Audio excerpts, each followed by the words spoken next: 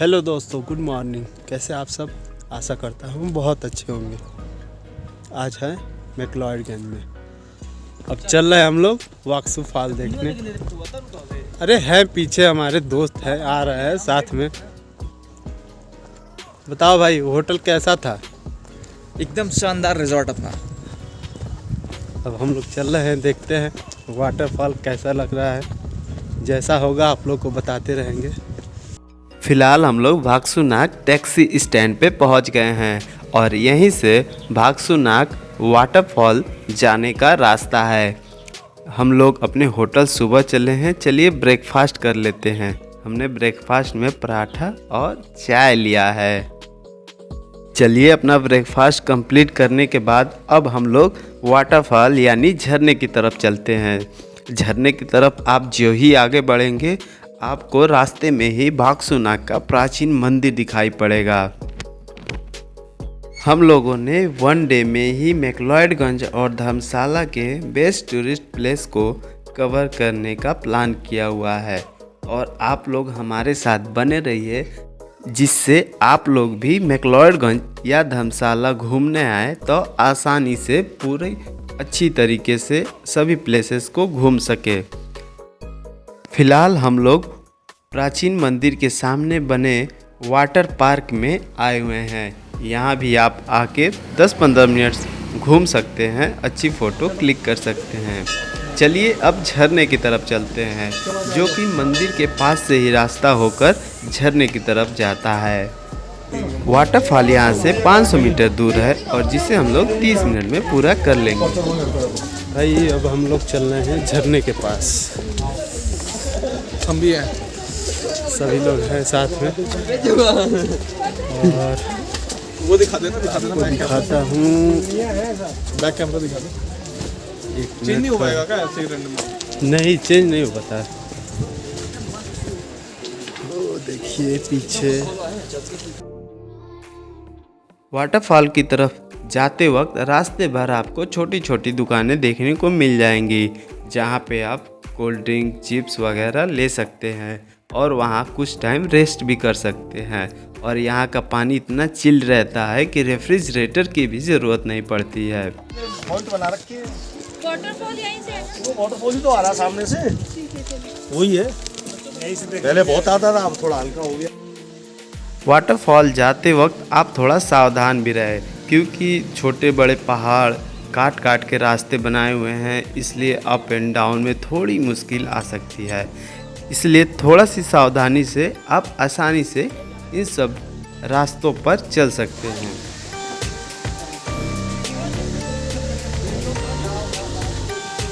हम लोग अपने पहले डेस्टिनेशन वाटरफॉल पे आ गए हैं। मैं आपको कुछ जानकारी देती हूँ। वाटरफॉल की ऊंचाई लगभग 30 फीट है और समुद्र तल से इसकी कुल ऊंचाई 2165 फीट है। वाटरफॉल का पानी इतना क्लीन है कि नीचे पड़े कंकड़ भी आसानी से दिखाई पड़ रहे हैं। कैन, रैपर, खाली बोतलों से भी आप कुछ अच्छी चीज़ बना सकते हैं, जिसका एग्जाम्पल ये है। यहाँ पे आप अपना कार्टून वाला पेंटिंग भी करवा सकते हैं और आप इन बड़े बड़े देवदार के पेड़ों के बीच अपने आप को पाकर एक अजीब सा सुकून प्राप्त कर सकते हैं, जो कि आपको मैक्लॉयडगंज की इन हरी हरी वादियों में मिलेगा। भागसूनाग टैक्सी स्टैंड से हमने ऑटो बुक किया है। ये हालांकि आप यहाँ पे बहुत से ऑप्शन है, आप प्राइवेट कार वगैरह भी बुक कर सकते हैं, पर ऑटो बहुत ही सस्ता मिला। 150 रुपये में ये हमें 2 जगह घुमाएगी, एक चर्च और दूसरा नदी व्यू पॉइंट भी। फ़िलहाल हम लोग चर्च पर पहुँच गए हैं। सेंट जॉन्स चर्च है, जो कि 1852 में बना हुआ है। यह धर्मशाला का बहुत ही पुराना चर्च है। आइए चर्च के अंदर चलते हैं और जो भी जानकारी है मैं आपको वीडियो में बने रहिए, बताता रहता हूँ। हेलो दोस्तों, अब हम लोग पहुंच गए हैं चर्च। ये मेरे पीछे दिखेगा आपको।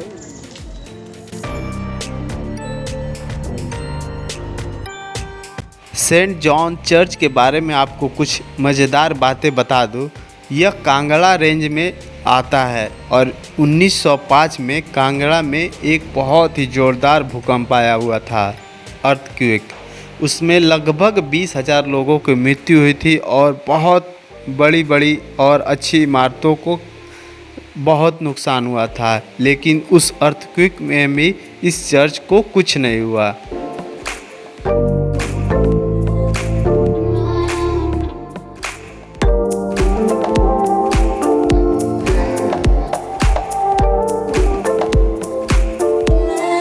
लीजिए, अब हम लोग नदी व्यू पॉइंट पे आ गए हैं।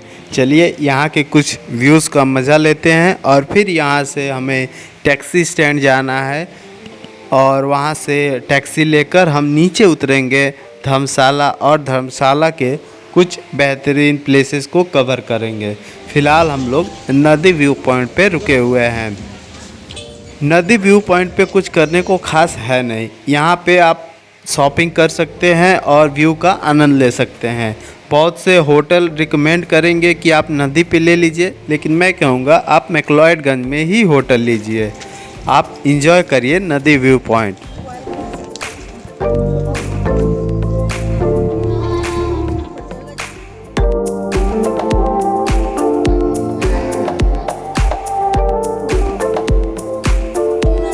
आप लोग नदी व्यू पॉइंट देखकर जो नीचे बढ़ेंगे तो आपको रास्ते में ही श्री दुर्वेश्वर महादेव का मंदिर मिलेगा। तो आप चाहें तो यहाँ भी घूम सकते हैं। आइए मैं आपको मंदिर के दर्शन करवा देता हूँ।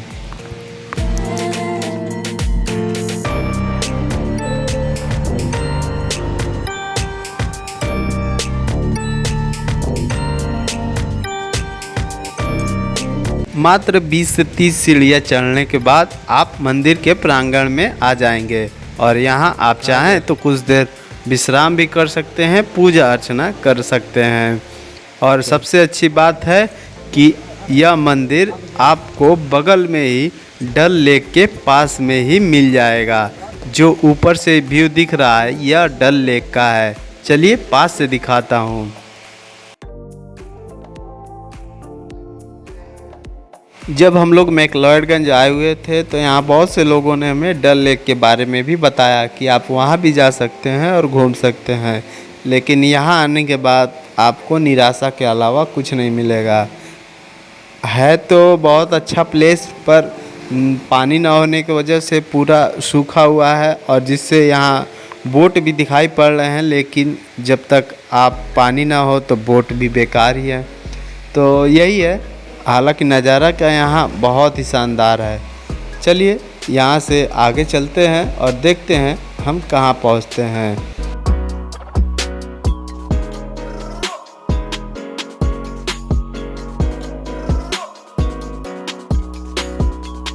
अब हम लोग धर्मशाला क्रिकेट स्टेडियम पर आ गए हैं।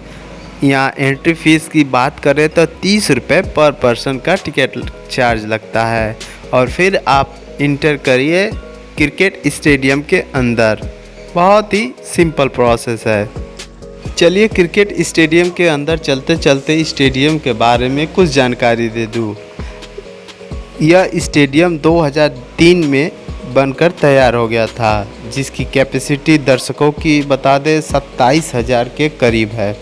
और यहाँ पे पहला वनडे मैच 27 जनवरी 2013 को इंग्लैंड के खिलाफ खेला गया था और T20 2 अक्टूबर 15 को साउथ अफ्रीका के खिलाफ। आप हिमाचल घूमने आए तो इस स्टेडियम में आना बिल्कुल ना भूलें, क्योंकि इन ऊंचे ऊंचे पहाड़ों के बीच बने इस स्टेडियम में आना और इसका अनुभव करना बहुत ही लाजवाब है।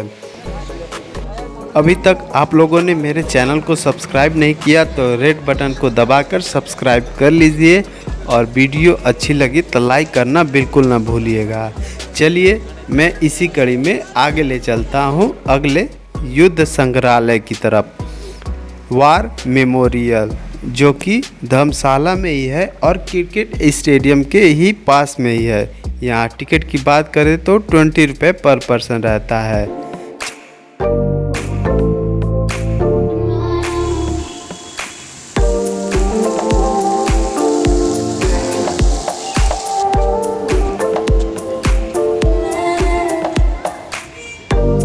आप धर्मशाला घूमने आए हैं तो वार मेमोरियल घूमना बिल्कुल भी ना भूलें।